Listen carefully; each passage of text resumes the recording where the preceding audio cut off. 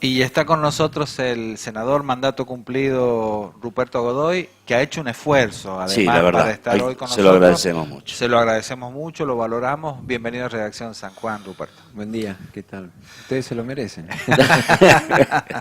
No, ¿Cómo estamos? tenía una agenda Sí, complicada y sí, sí. pospuso. ¿Cómo Así estamos? que, ¿Cómo está? ¿Cómo va la vida? ¿Cómo va el trabajo? ¿La política? Bueno, es decir, obviamente no puede disociarlo de la realidad que estamos viviendo y que vive la mayoría de los argentinos. Una realidad bastante compleja, bastante dura.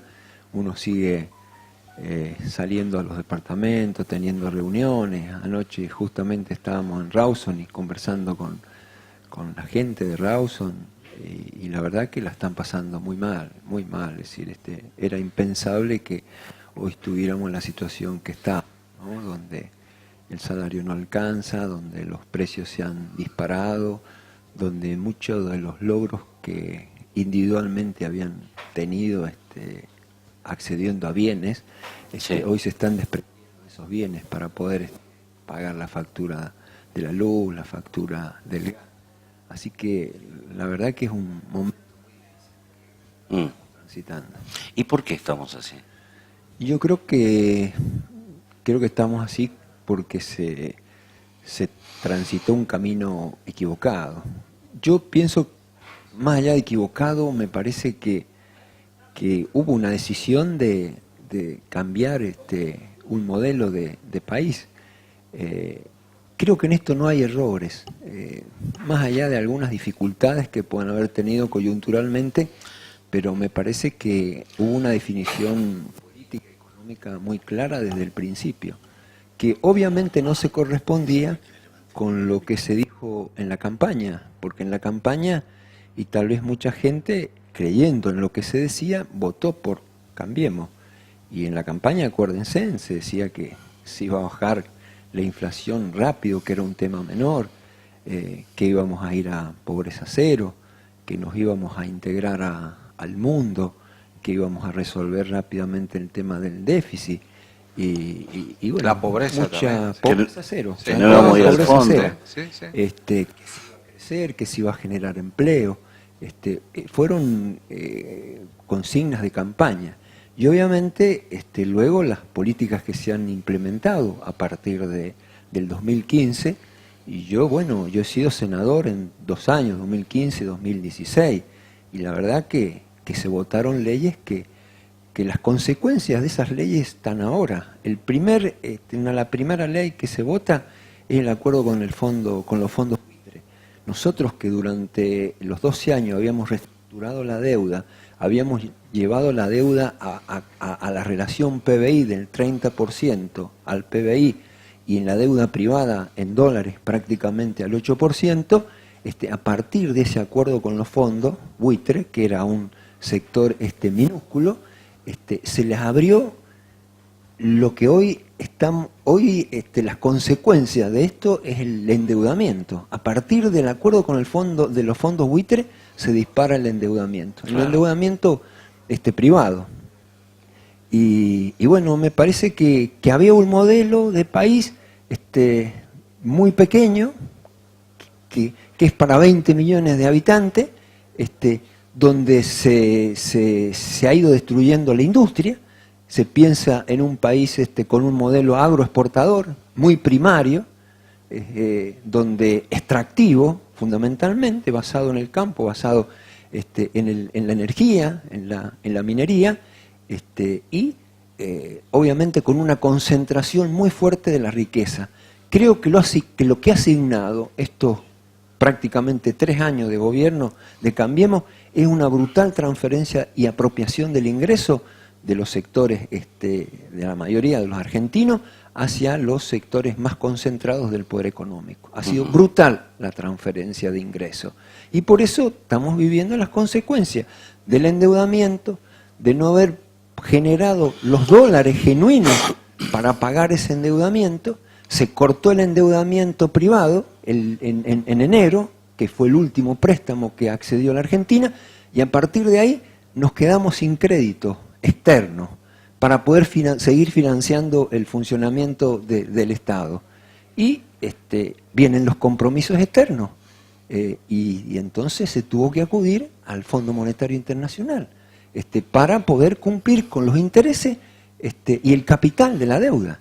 Yo les digo, de ahora hasta diciembre, los compromisos que tenemos entre capital e intereses son cerca de 25.000 millones de dólares. Y para el año 2019 son 50.000 millones de dólares.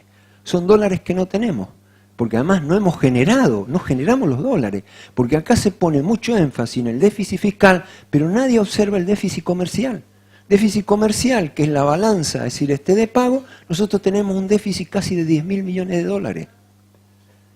Sí. Y ahora que se está tratando el presupuesto y que se vuelve a poner énfasis en el déficit fiscal, nadie mide el déficit financiero. Mientras se plantea que baje el déficit fiscal de 3.2 a 0, a déficit cero, proporcionalmente va creciendo el déficit financiero, que vamos a pasar casi en el 2019 a 3 puntos el déficit financiero. Entonces lo que se le quita por un lado se va por otro lado. ¿Y a dónde se va? A pagar deuda. A pagar deuda. 3 puntos del PBI. Ya estamos en 70 puntos, vamos a estar en 70 puntos en relación al PBI de la deuda. La dejamos en 30 y vamos a ir al 70%. Claro. Pero acá lo que estamos viviendo es ajuste. Y la única palabra que se escucha hoy es ajuste. Es ajuste, recesión y endeudamiento. Ajuste, recesión y endeudamiento.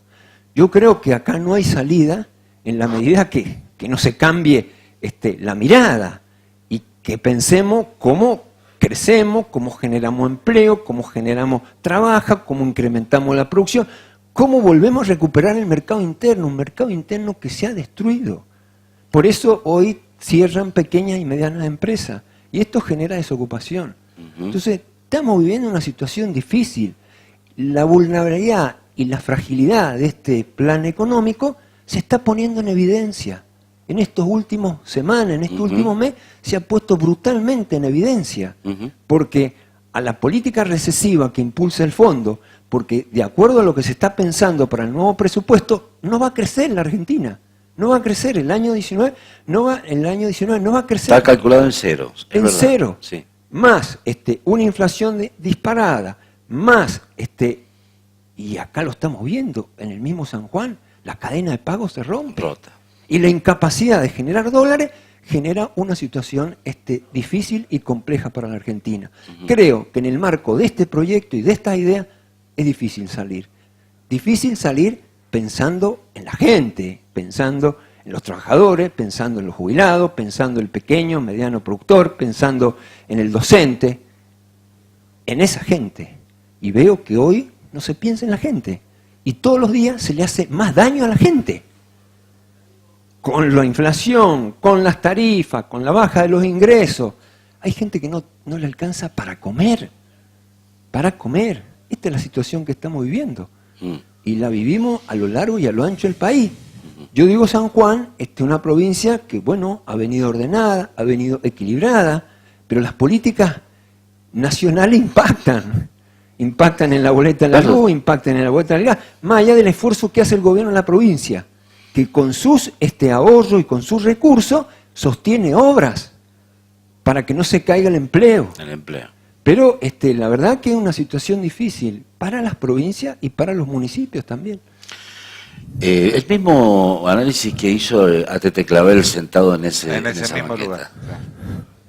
Nada más que él le agregó como 15.000 millones de dólares más. ¿A cuál? Que debe ser, no, a los compromisos. Claro, por el tema de los intereses de la deuda. Los intereses de la deuda, sí. Claro está. Ojo, sin contar el financiamiento de la fuga y otros ítems que evidentemente se acrecienta.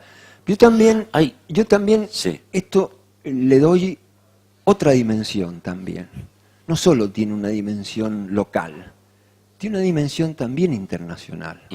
Nosotros estamos en una puja de intereses. El mundo cambió. No es el mundo del 2003 ni del 2015. Es un mundo totalmente diferente. Es decir, América Latina cambió, el contexto regional cambió. ¿Qué está pasando? Es decir, Estados Unidos, que descuidó por décadas lo que ellos sienten y dicen que somos el patio trasero, Sí. hoy quiere recuperar su grandeza y vuelve a poner la mirada en la región. ¿Por qué vuelve a poner la mirada en la región? Y porque durante una década ha habido una fuerte inversión de China, de Rusia, en obras de infraestructura En la y región. de financiamiento para estos países de América Latina. Entonces, hay una puja hoy en el mundo, donde está Rusia, donde está China y donde está Estados Unidos.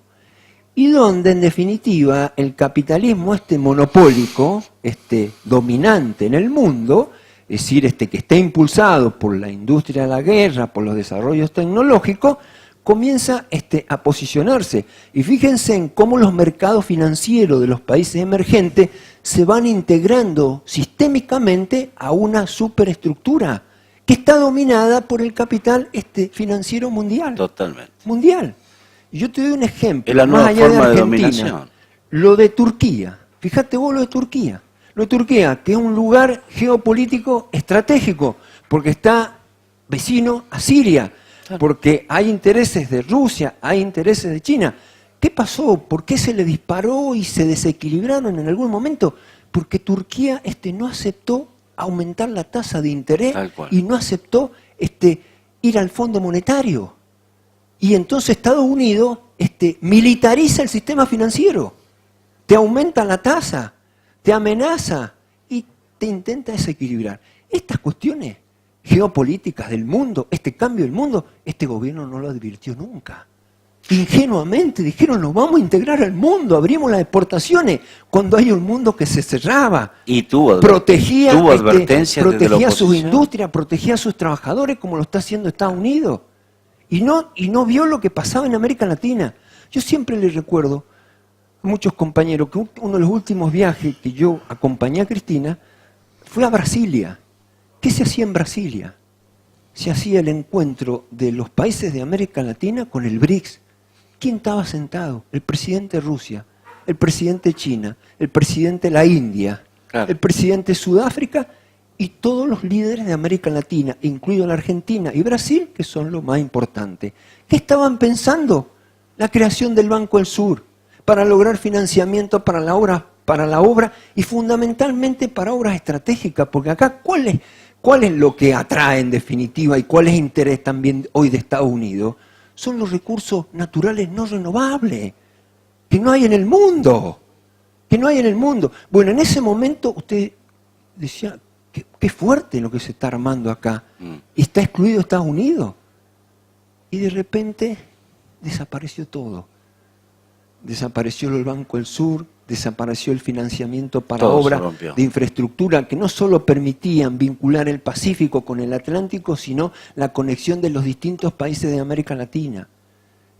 Y con otra mirada, porque la mirada histórica que ha habido de la Argentina y de la región nuestra con los países centrales ha sido que nosotros primarizábamos la economía exportando materia prima y ellos teníamos que importar manufactura con Claro, valor agregado. claro. Acá era plantear de cómo estos países de América Latina podían desarrollarse y podían avanzar en la industrialización y generación de valor agregado con nuestras materias primas. Ujú. Todo eso cambió.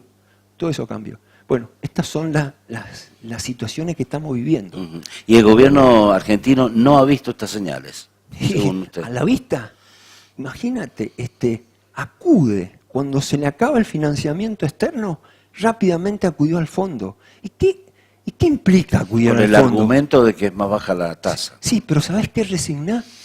Políticas monetarias, cambiarias, que son las herramientas que tiene que tener un país soberano para abordar sus crisis. Hoy, todo lo que se decide tiene que ir y consultarse Todo. con el fondo. Lo hemos visto, el ministro el lunes a la noche viajando con todo su equipo económico, para analizar los próximos pasos, para definir el presupuesto. El Fondo Monetario Internacional está definiendo el presupuesto, que es un ajuste brutal.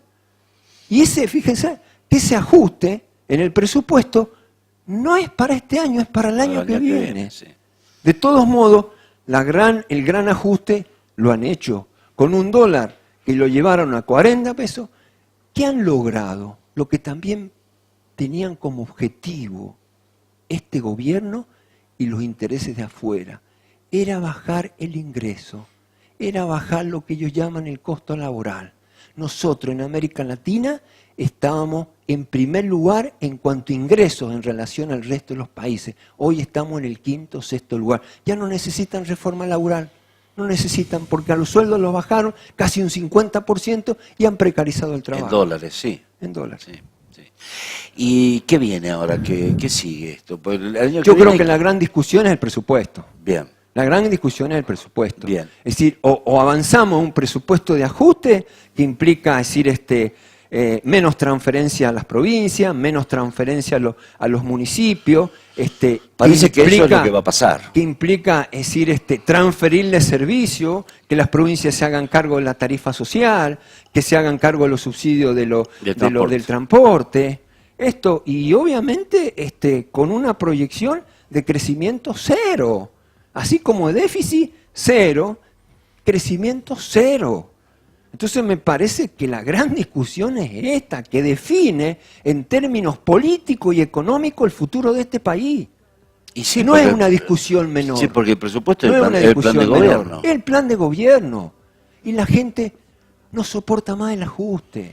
Eran palabras que nosotros ya la habíamos eliminado de nuestro lenguaje. Ajuste, waiver, Fondo Monetario, recesión, endeudamiento, recesión. Hoy de lo único que se habla es de esto. Más recesión, más endeudamiento. Porque sí, la plata que nos presta el fondo hay que devolverla. Y seguro que y lo único que ellos quieren es que es uno un la plan pueda económico que garantice que ellos se van a cobrar los intereses y el capital de la deuda. Claro. La recesión ¿trae consigo desempleo o no? Pero claro que trae desempleo. Si las empresas, destruiste el mercado interno. ¿Por qué lo destruiste? Porque la gente no tiene capacidad de ahorro para consumir. Ahorro no. Está consumiendo lo necesario. Y buscando marcas de segunda categoría. Y de segunda categoría. Entonces, ¿eso qué implica? Menos consumo, cae la actividad económica, implica cierre de negocio, caída del empleo, y bueno, damos vuelta sobre este círculo que no es nada virtuoso. Uh-huh. Entonces, me parece que estamos en esta situación. Y yo creo que la dirigencia política debe actuar con responsabilidad, porque ¿sabes qué? Tiene que pensar en la gente. Todos los días se le hace un daño más a la gente. Uh-huh. Todos los días. Pero parece que hay acuerdo con las provincias, salvo Lifchitz, que ha dicho claramente yo no voy a ser cómplice del ajuste. Pero yo me parece que todos tienen que pensar en estos términos. Entonces, porque no hay que pensar si una obra más o una obra menos. Hay que pensar en los conciudadanos. En cómo vivimos el hoy. En cómo vivimos el hoy. Es decir, yo creo que hay que pensar en un presupuesto que implique ver cómo crecemos y cómo ponemos en valor la producción y el trabajo y no la fuga y la especulación financiera. ¿Cómo podemos vivir y cómo alguien puede invertir y tener cierta seguridad con una tasa que tenés al 60%? Sí, la verdad que es la más alta del mundo. La más alta del mundo. Es imposible. Hoy el negocio es financiero. ¿Cuántos compraron dólar a 20 y hoy lo tienen cerca de 40? Fortuna que hicieron. Eso quería preguntar, Ruperto. ¿Hay algunas actitudes, no digo raras, extrañas o qué, pero que llaman la atención de tanto de Sturzenegger como de Caputo, esto de sostener el precio del dólar y cuando termina de salir la JP Morgan, sí, lo levantan? Lo levantan. ¿Esto se podrá investigar? Pero por supuesto que hay que investigarlo. Es llamativo, porque cuando vos querés parar una corrida cambiaria, nosotros hemos tenido experiencia, tenés que jugar 5.000, 6.000 millones de dólares para pararla de verdad. No, las últimas 2 horas tirar 300, 400 millones. ¿Quién se los lleva? No sé, hay que averiguarlo. Y no te paran la corrida cambiaria. No. No te la paran. Y con el dólar futuro lo mismo. Una de las exigencias del fondo es justamente eso, tener tasa de interés alta y por otro lado, flotación libre del tipo de cambio. Entonces, eso es cuando te digo que perdés las herramientas que tiene que tener un Estado para proteger su divisa. ¿Cuánto hemos perdido así de un día para otro? Y estamos pensando, mira, le ponen el tema del Estado. Los gastos del Estado son infinitamente inferior al pago de los intereses de la deuda. Son infinitamente inferior. La plata se drena por ahí, pero nadie pone el foco ahí. Estamos viendo cómo sacamos secretaría, más allá no han sacado nada, pero sabés que eliminan programas. Claro. El programa de las vacunas, el programa Progresar, todo eso se eliminó. Entonces, veo que hay una actitud con la gente muy dañina, muy dañina. Y en términos políticos, ¿cómo se va a ver esto? Sí, ya sabía. ¿Cómo se va a ver esto el año que viene? Y en todo caso, con los temas judiciales, ¿qué pesa más? ¿Qué hay? Yo creo que está bien. Seguramente, obviamente, yo tengo mi impresión sobre la cuestión de la justicia. Yo lo viví en carne propia cuando estuve en el Consejo de la Magistratura. Yo estaba en ese lugar porque se respetaba la ley, es decir, no había venido a usurpar ningún lugar ni nada, pero obviamente necesitaban desplazamiento para comenzar al alineamiento de jueces, como lo hemos visto, que se ponen, se sacan, es decir, sin ningún tipo de control. Bueno, hay una justicia que evidentemente es funcional a las decisiones y a la estrategia política del gobierno. Yo lo que creo que el peronismo tiene que avanzar hacia un esquema de unidad, pensando en la realidad que hoy vivimos y la dura realidad que viven muchos compatriotas que necesitan mirar una esperanza, tener otra idea, otra propuesta, es decir, que los incluya, que no los excluyan. Este es un modelo excluyente totalmente. Bueno, entonces está en la responsabilidad de la dirigencia buscar mecanismos de unidad, privilegiando el interés de la nación, el interés de la gente, y no el interés especulativo o personal. Es decir, y acá tienen que estar todos. Aquel que dice que hay que prescindir de Cristina, y siendo Cristina claramente la dirigente opositora que visibiliza la mayoría de los argentinos y la que hoy ha demostrado que tiene voto, porque en la provincia de Buenos Aires no llegó al 30%, anduvo cerca del 38-39% en el distrito en términos demográficos más amplio del país. Sí, ganó la primera vuelta. Entonces, si alguien plantea unámonos, pero prescindiendo de Cristina, es porque está siendo funcional a los intereses del gobierno, claramente, de dividir al peronismo, ¿no? Entonces me parece que hay que... ¿Y qué hay que hacer? Hay que hacer una PASO y... Lo ideal sería una PASO, y que vayan todos, que vaya el que quiera presentarse, y que se dirima en la urna. Eso sería lo ideal, con todos los matices que tiene el peronismo, todos los matices que tiene el peronismo. Lo que yo no admito es aquel que pone límite, claro, que dice esto no. Este es mi límite. ¿Por qué? Porque es fracturar, es dividir. Bien. Y el que divide y fractura quiere garantizarle la reelección a Cambiemos, sea Macri, Vidal o no sé quién. Sí. Tan claro. Una posición. Sobre el tema judicial, me dijo que tenía una posición. Yo creo que hay una justicia que avanza y que está en una actitud clara de hostigamiento. Yo debo decirle que a mí me parece bien que la justicia funcione, pero una justicia objetiva, que no sea funcional. Hoy se despiertan, ¿no? Está claramente la persecución a Cristina. Bueno, Comodoro Pi es así. Sí, Comodoro Pi funciona. Es un brazo ejecutor, claro, de la estrategia, es decir, de Cambiemos. Del gobierno de turno, porque mañana cuando se vayan los de Cambiemos los van a perseguir a ellos. Por supuesto. Son los únicos que cambian, están y que no pagan impuestos a la ganancia. Bueno, muchas coincidencias con varios invitados que hemos tenido por acá, y la verdad que una posición fuerte, claro, y firme. Sí. ¿Usted piensa que Cristina tiene chances? No sé, nadie dice que pueda ser o no ser. Bien. Lo importante es que esté en todos los sectores. Es decir, ¿Y Uñac que se dirime, tiene chances? Y Uñac, sí, es un hombre joven, es gobernador, y bueno, de una provincia que yo también le decía a muchos sanjuaninos con el tema de dónde se fue la plata.